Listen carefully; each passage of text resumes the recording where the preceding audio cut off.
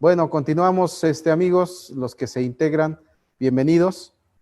Y vamos a continuar. Ajuste de combustible.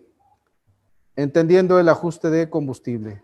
Este es un repaso rápido en donde abarcamos todas las marcas, americanos, europeos, que es lo más importante.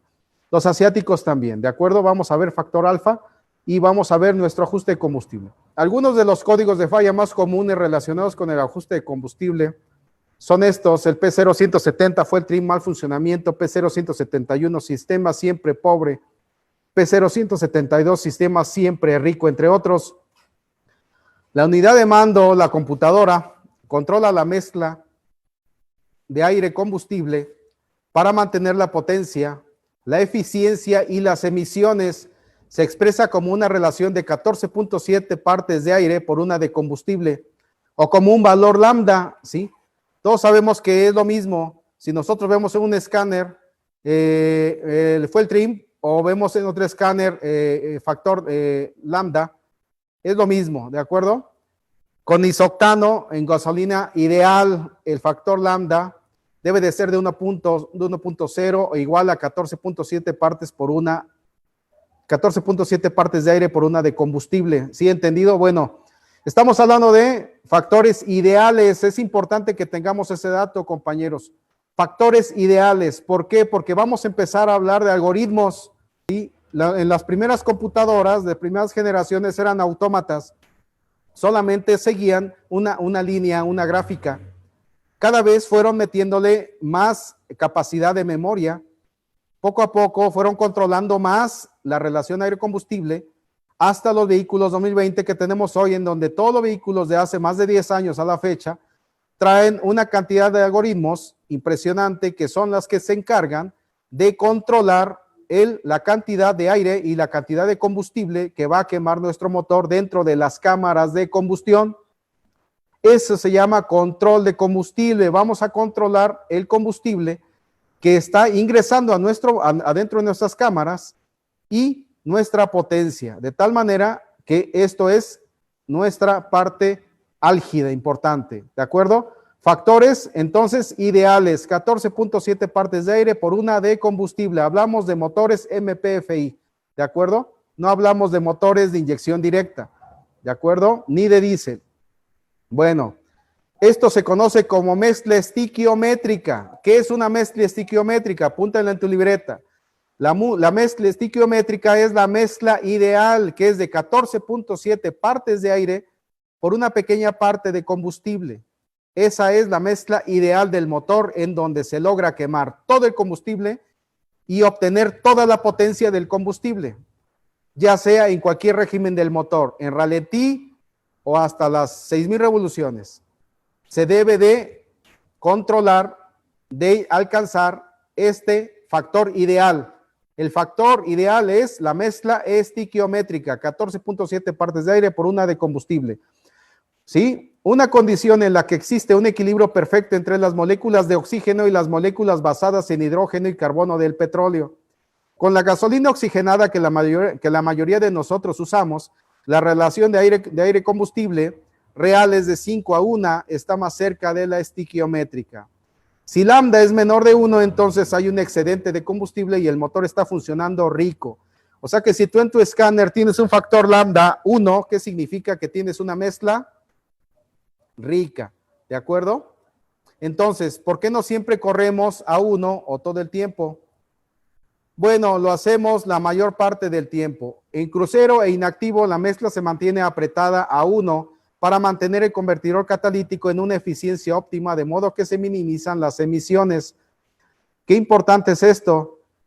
La mezcla estiquiométrica, si no se logra, ¿qué pasa? Se empieza a contaminar nuestro convertidor catalítico, de tal manera que todo nuestro sistema de control de combustible esté enfocado a lograr, a alcanzar el factor ideal de la mezcla estiquiométrica. No vamos a hablar de 14.7:1, vamos a hablar de estiquiometría, ¿de acuerdo?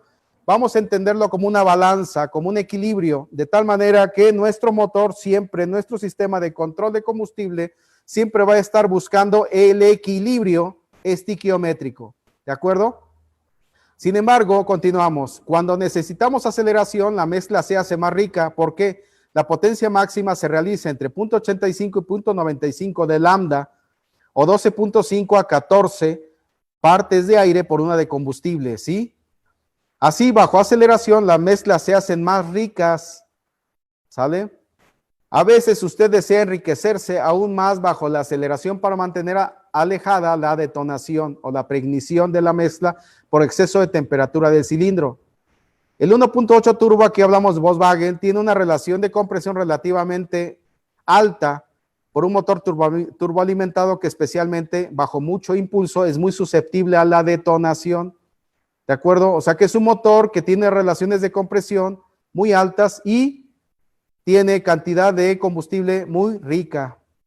Entonces, ahora que sabemos que la unidad de mando puede controlar la relación aire-combustible, tiene un conjunto de valores prescrito, o sea, un conjunto de mapas para cada determinado número de revoluciones o de carga, de tal manera que la computadora sabe qué hacer en cada uno de los panoramas o de las opciones que tú le exijas a tu máquina.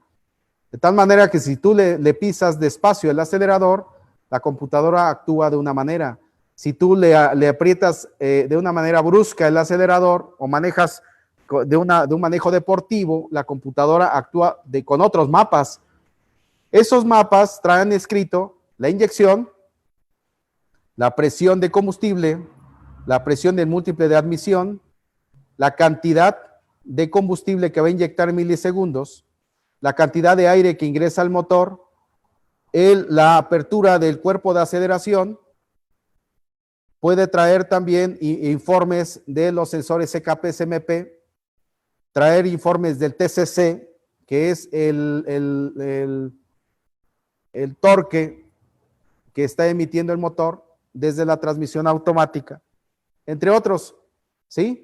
Para cada determinado número de revoluciones y carga, entre otros, ¿sí? Por lo tanto, la unidad de mando, o sea, la computadora, le dice a los inyectores que pulsen exactamente la cantidad de milisegundos que deben obtener para la proporción de aire y combustible adecuada que deseamos para lograr la estiquiometría.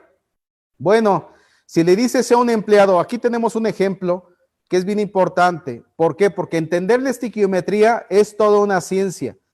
Quien ha estudiado estiquiometría puede hacer todos los diagnósticos de un vehículo. Quien no ha estudiado estiquiometría y no domina estiquiometría, está ciego y está haciendo puros adivinaciones en un motor. La estiquiometría te da el conocimiento para tú saber qué le sucede a tu motor antes de que le metas tu equipo de rastreo y puedas hacer un diagnóstico. Acuérdate que el diagnóstico lo haces tú, amigo técnico, no lo hace el escáner, lo haces tú.